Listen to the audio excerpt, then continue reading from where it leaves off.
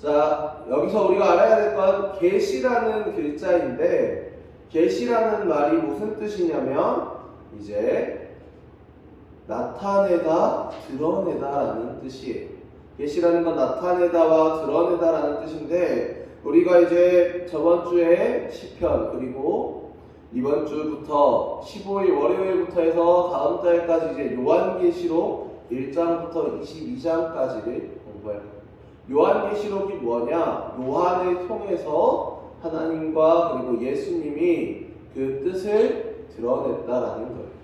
요한이 기록했고 요한을 통해서 쓰여졌지만 그 말이 요한의 말과 요한의 특징을 가지고 있는 게 아니라 하나님의 말, 예수님의 뜻이 그 안에 담겨져 있다고 해서 요한계시록이라고 하는 성경 가장 66권 마지막에 있는 그런 책입니다. 이 요한계시록의 특징 중 하나가 뭐냐면 다른 성경들은 다 사람이 기록했기 때문에 하나님의 말씀과 하나님의 일 그리고 예수님의 일들, 사역을 보면서 사람이 기록했기 때문에 가장 중요한 말씀들이지만 사람의 언어로 쓰여져 있어요. 그 사람의 특징이 나타나고 그리고 그 사람의 말투나 어법 이런 것들이 성경에 나타나 있습니다. 그런데 유일하게 오로지 하나님의 말씀으로만 그리고 하나님의 사람의 뜻을 드러내신 말씀이 바로 이 하나님의 말씀 요한계시록이에요. 너희가 이렇게 살아야 된다, 너희가 이렇게 살지 않으면 어떤 일을 겪게 된다라는 게 다른 성경에도 무수히 많이 쓰여져 있지만 그 말씀이 집중되어지고 그리고 종합되어지는, 그리고 말세에 예수님이 없을 때, 하나님이 없을 때 어떤 일을 너희가 하나님을 믿지 않고 하나님이 그리고 나의 아들인 예수를 믿지 않을 때 너희가 어떤 일을 겪게 되는지에 대해서 기록한 말씀이 이 요한계시록입니다. 요한계시록에는 여러 가지 특징들이 있는데 우리 친구들이 요한계시록을 잘 알아둬야 되는 이유가 뭐냐면 세상에서 가장 많이 이야기되는 말들이 바로 이 요한계시록에 많이 나타나 있기 때문이에요. 자, 이 요한계시록의 특징은 여러 개로 볼 수 있는데 첫 번째는 오늘 본문 말씀인 1장 1절에 나타나 있습니다. 1장 1절 맨 처음 시작이 어떻게 되어 있죠? 예수 그리스도의 계시라라고 시작되어 있어요. 이 예수님의 말씀으로 1장 1절을 시작해서 22장까지의 말씀이 모두 예수님께서 이 요한을 통해 말하고 계시는 거예요. 요한이 작성한 이 요한계시록이 요한이 말하는 게 아니라 하나님으로부터 받은 말씀임을 다시 한번 강조하고 있는 겁니다. 이 요한계시록이 어디서 쓰여졌냐? 지도에 보면 저 반모섬이라고 하는 곳이 있어요. 이제 요한이 나이가 들어서 이제 요한복음을 쓰고 또 사도행전을 쓰고 이제 나이가 들었어. 시간이 지나가지고 반모섬이라고 하는 곳에 이제 갇히게 됩니다. 반모섬에서 지내면서 이제 생애를 마감하고 있는데 예수님께서 요한에게 말씀을 주신, 너가 죽기 전에 말씀을 하나 더 기록하는데 이것은 바로 나의 계시라. 내가 너희에게 나의 나타냄을 보여주고 또 너의 글을 통하여 하나님의 말씀을 나타내기를 원한다 하시며 마지막으로 반모섬에서 성경을 기록하게 하셨어요. 그 기록이 바로 요한계시록이에요. 그런데 기록을 하고 싶었어. 기록을 하고 싶었는데 요한이 나이가 너무 많이 펜을 들 수가 없어. 그래가지고 이제 요한이 기도하고 예수님의 말씀을 받아 이제 사람을 통해서 그 계시의 글을 그대로 쓰게 합니다. 그게 바로 오늘날 여러분들이 보는 요한계시록인데 이 요한계시록의 두 번째 특징은 숫자에 관한 기록이 굉장히 많이 나옵니다. 숫자에 관한 기록이 굉장히 많이 나오는데 여러분들이 절대로 헷갈려서는 안 됩니다. 먼저 이 숫자에 관한 기록은 대체로 7의 배수로 많이 나타나는 걸 볼 수 있어요. 그래서 이제 가장 먼저 나오는 게 이제 다음 주에 본문에 들어가는 2장인데 2장에 보면 7개의 교회가 나오는데 그 7개의 교회의 특징은 전도사님이 그 주보에 넣어놨어요. 주보에 보면 7개의 교회가 나오는데 다 반모섬을 중심으로 이렇게 퍼져 있는, 그리고 소아시아의 7지역에 이렇게 교회가 세워져 있는 거예요. 버가모, 두아디라, 사데, 서머나, 에베소, 그리고 빌라델비아, 라오디게아, 이렇게 7개의 교회가 있는데 우리 친구들이 7개의 교회를 잘 알고 있어야 되는 이유는 뭐냐면 이 7개의 교회인데 교회 안에서도 하나님께 칭찬만 들은 교회가 있고 또 칭찬과 책망 두 가지를 동시에 들은 교회가 있고 죄인이라고 책망만 받은 교회도 있습니다. 교회 안에서도 하나님의 은혜를 받는 교회가 있고 하나님께 저주를 받는 교회가 있다. 우리 친구들이 그 특징을 정확하게 잘 알고 있어요. 여러분들, 사람이 축복받는 게 좋은 일일까요? 저주받는 게 좋은 일일까요? 일생을 살아가면서 축복을 받아야지, 하나님께 복을 받아야지 저주받는 일을 행해서는 안 되는 거예요. 하나님께서 책망하실 때 너는 독사의 자식이다, 너는 잘못된 길을 가고 있다라고 책망하는 교회도 있었어요. 이처럼 우리 친구들은 하나님께 칭찬을 들어야지 내가 잘못한 일이 있고 책망받을 일이 있고 혼날 일이 있어. 근데 혼나기만 하는 게 아니라 칭찬받을 일도 같이 있어야 돼요. 여러분들이 행동을 올바르게 하고 여러분들이 하나님 앞에 부끄럽지 않다면 그 안에서도 사람은 어쩔 수 없어요. 사람은 하나님께 책망을 받고 질타를 받고 혼날 수밖에 없어요. 그런데 그 안에서도 하나님께 칭찬받는 일이 있어야 됩니다. 그 하나님 앞에 이 7개의 교회가, 소아시아에 있는 7개의 교회를 통해 하나님이 너희는 교회를 다니면서 이런 일을 해야 되고 저런 일을 피해야 된다라는 것을 이 교회별로 특징을 통해서 나타내 주셨어요. 이 2장의 말씀을 통해서 먼저 알아봐야 될 것이 이 7교회의 특징입니다. 그래서 이 7교회 다음에 이제 7개의 도장에 관한 이야기가 나와요. 7인이라고 해서 사람이 아니야. 사람이 아니고 이제 옛날에 고대 시대 때 보고 우리나라만 해도 조선 시대 때 보면 이 문서가 조작된 것이 아니라는 걸 나타내기 위해서 종이를 만 다음에 거기에 왕의 도장을 찍어요. 그리고 그것을 보내는데 이 7개의 이는 7개의 도장에 관한 이야기입니다.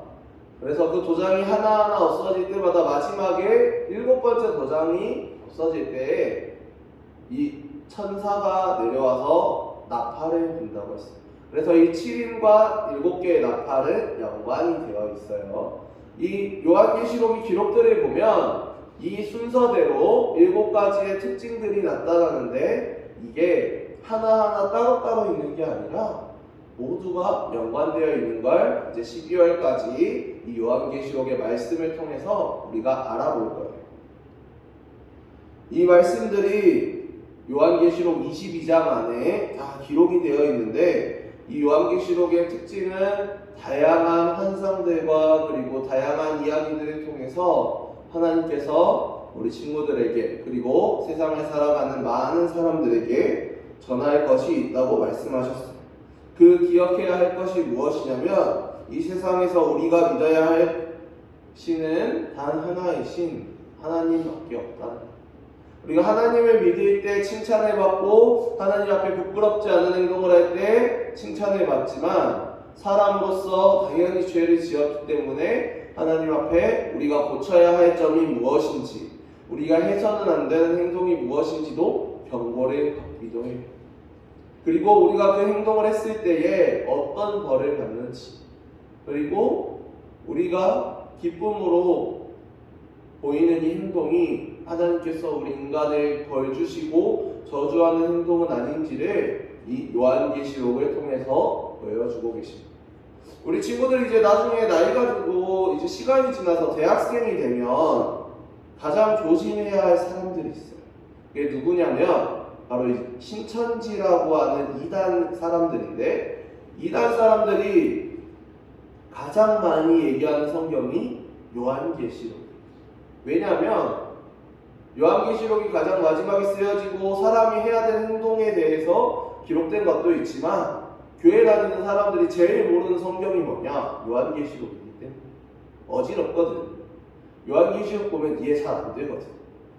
특히 전도사님 같이 이제 하나님의 말씀을 전공하고 신학하는 사람도 가끔 정신 놓고 요한계시록 보면 무슨 말인지 모를 때가 있어요. 그래서 우리 친구들이 정확하게 요한계시록을 이 남은 2021년 기간 동안 성경책뿐만이 아니라 큐티책을 통해서 보면서 잘 알아야 돼요. 그리고 절대로 길에 가는데 갑자기 뜬금없이 어떤 사람이 나를 잡고 성경에 대해서 얘기하는데 요한계시록 얘기를 해. 그러면 절대로 따라가면 안 됩니다. 거기 따라가는 순간 가족들이랑 멀어진다라고 생각합니다. 우리 친구들이 앞으로 세상을 살아가면서 많은 유혹들이 있을 텐데, 그 유혹들 가운데 그 유혹을 가장 이겨낼 수 있는 한 가지 방법은 이 하나님의 말씀 요한계시록을 정확하게 이해하고 정확하게 알고 기억하고 있어야 된다. 우리 친구들이 그 말씀을 정확하게 알지 못하면 유혹에 흔들릴 수밖에 없어요. 여러분들이 하나님을 제대로 믿지 않으면 하나님께서 벌을 주실 수밖에 없어요.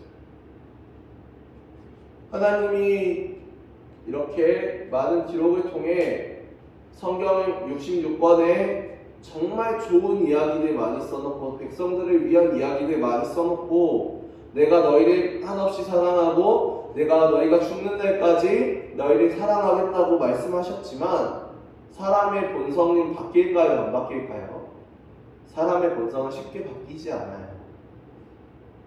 하나님을 한 번 믿기 시작하면 끝까지 믿을 것 같은데 주변에 유혹하는 것들이 너무 많아요. 그러다 보니까 우리 친구들이 예배 시간에 나와서도 다른 행동을 하고, 집에서 온라인 예배를 드리면서도 다른 행동을 하고, 이렇게 하다 보면 결국에는 복을 받게 되냐? 아니요, 벌을 받게 돼요. 근데 그 벌이 나한테만 오느냐? 아니에요, 나의 가족들까지 올 수 있어요. 굉장히 위험한 행동. 내가 하나님 믿는다고 하고 교회에 나갔는데 나이가 들어서 어른이 되어서도 옛날 습관을 버리지 못하고 예배 시간에 딴짓하고, 예배 드리면서도 하나님 저 그냥 이따가 갈게요, 이렇게 예배에 집중을 하지 못하면 요한계시록에서 이 7교회, 특히 라오디게아 교회가 받았던 것 같은 책망을 받게 돼요. 너는 독사의 자식이라고 불리고 너는 나의 아들이 아니다라고, 나의 자녀가 아니다라는 말을 듣게 됩니다. 우리 친구들이 앞으로 어려울 수 있어요. 이 한 달 동안 요한계시록에 배우는 거 굉장히 어려울 수 있는데, 그 안에서 우리 친구들이 기억해야 할 것은 나는 하나님의 자녀이고 내가 앞으로 남은 인생, 앞으로 60년, 70년을 더 살아야 되는데 그 60년, 70년을 더 살아가면서 내가 하나님의 자녀로서 정말 우리 삶의 행복은 하나님의 말씀, 예수님이 주신 이 계시록, 요한계시록을 통해서, 그리고 요한계시록을 넘어서 이 성경 66권의 말씀들을 통해서 우리가 살아갈 때에 우리 삶의 행복, 나의 삶의 행복, 그리고 가족들의 행복, 그리고 내 주변의 모든 사람들의 행복이 나로 인해서 좌우될 수 있다는 것을 기억해야 해요. 그래서 우리가 오로지 우리 인생의 지표를 예수님과 그리고 그의 아버지이신 우리 하나님 앞에 두면서 살아갈 수 있는 그런 친구들이 되기를 바랍니다. 전사님이 엊그저께 들은 예시를 한 가지만 이야기해주고 갈게요. 한 3, 4년 전쯤에 고3 친구가 있었는데 가고 싶은 학교가 있었어요. 수시 합격까지 했어요. 최저 등급 필요도 없이 진짜 좋은 학교에 붙었어요. 이제 가면 돼. 근데 아는 선배가, 고등학교 선배가 다른 대학교를 다니는데 우리 학교 한번 시험 봐봐라. 우리 학교 굉장히 시설도 좋고 이제 학업도 괜찮고 이렇게 되어 있다라고 시험을 보라고 이야기를 했어요. 그래서 양쪽을 집어넣고 내가 가고 싶은 학교는 합격을 했고 준비를 정말 열심히 해서 합격을 했고 이제 다른 학교 면접 날이 다가왔는데 준비를 하나도 안 했어요. 준비를 하나도 안 하고 면접을 보러 갔어. 떨어지면 뭐 거기 가지 뭐 이런 마음으로 면접을 보러 갔는데 부모님이 같이 갔어요. 아버지가 장로님이고 어머니가 권사님인데 같이 갔어. 두 분이서 그 학교의 특징은 그 학교가 미션 스쿨과 관련이 되어 있기 때문에 학교 안에 교회가 있습니다. 그래서 그 교회에 들어가서 아들이 면접을 보는 동안 장로님이 굉장히 열심히 기도를 했어요. 근데 기도하는 동안에 장로님 안에 성령이 부르더라고요. 꼭 이 아들 이 학교 보내라. 근데 면접을 보는데 아무 준비도 안 하고 아무 생각도 없이 그냥 들어갔던 그 아들 안에 장모님이 기도하고 권사님이 기도하고 엄마 아빠가 기도를 하니까 생각이 바뀌게 돼요. 면접을 보는 내내 아들 안에 면접 보는 아들 안에 마음이 뜨거워졌다라고 아들이 면접 끝나자마자 그런 얘기를 했다. 그래서 그 학교를 합격하고 이제 본인이 가고자 했던 학교가 아니라 그 학교를 선택해서 다니고 있습니다. 이렇게 하나님 앞에 매달리면 우리 앞에 길이 정해져 있다고 해도 하나님께서 더 좋은 길로 인도해 주십니다. 근데 우리가 하나님을 믿지 않을 때에는 어려운 길로 가게 됩니다. 우리 인생은 하나님께서 좌지우지해 주시지만 모든 길을 정해 놓으셨지만 하나님이 이끌어 주시지만 실행으로 우리가 옮기지 않으면 아무 필요가 없습니다. 우리가 행동하고 하나님은 우리 행동까지 좌지우지해 주시진 않아요. 길을 정해 주시고 앞으로 이끌어 주시고 나아가게 해 주시고 정해 주시지만 우리가 행동하고 인간이 행동하고 인간이 움직이는 거예요. 근데 그 움직임이 하나님의 뜻에서 어긋나면 하나님은 어떻게 해요? 올바른 길로 갈 수 있도록 때리시는 거예요. 올바른 길로 갈 수 있도록 목줄을 잡아 당기십니다. 사람이 올바른 길로 나아가지 못하면 어떻게 해요? 타이르다가 결국에는 부모도 자녀에게 화를 내는 때가 있어요. 사람인 부모도 그런데 하나님의 마음은 그렇습니다. 하나님이 사람이 올바른 길을 가지 못하고 예배의 자리에 올바르게 서지 못하고 나아갈 인생길에 잘못된 길을 가고 있다면 하나님은 이 요한계시록 기록하신 것처럼 때리고 타이르고 계속 타이르다가 결국에는 그때까지도 하나님께 나아가지 않으면 벌을 받게 하시는 거예요. 우리 친구들이 보고 있는 성경은 그런 책이에요. 우리 친구들이 믿는 하나님은 그런 하나님. 여러분을 너무 사랑하셔서 여러분이 하나님을 믿으면 온갖 복을 다 주시려고 하시는데 여러분들이 하나님을 올바르게 믿지 않으면 여러분들에게 온갖 벌을 다 주실 수 있는 분이에요. 그러지 않으려고 정말 참고 또 참으시는 분이에요. 그래서 우리가 이 한 달 동안 12월까지 이 남은 연말에 이 요한계시록의 말씀을 통해서 우리가 어떻게 하나님을 믿어야 되는지 하나님께 어떻게 나아가야 되는지를 예수님께서 이 성경 66권 마지막에 우리에게 정말 진심으로 하고 싶었던 말씀은 무엇인지를 같이 살펴보도록 하겠습니다. 그래서 이 한 달 동안 11월, 12월에 남은 이 기간 동안 그 말씀을 통해서 하나님 앞에 2022년에는 올바르게 진심으로 하나님을 믿으며 나아갈 수 있는 그런 세계로 중고등부 모두가 되시기를 소망합니다.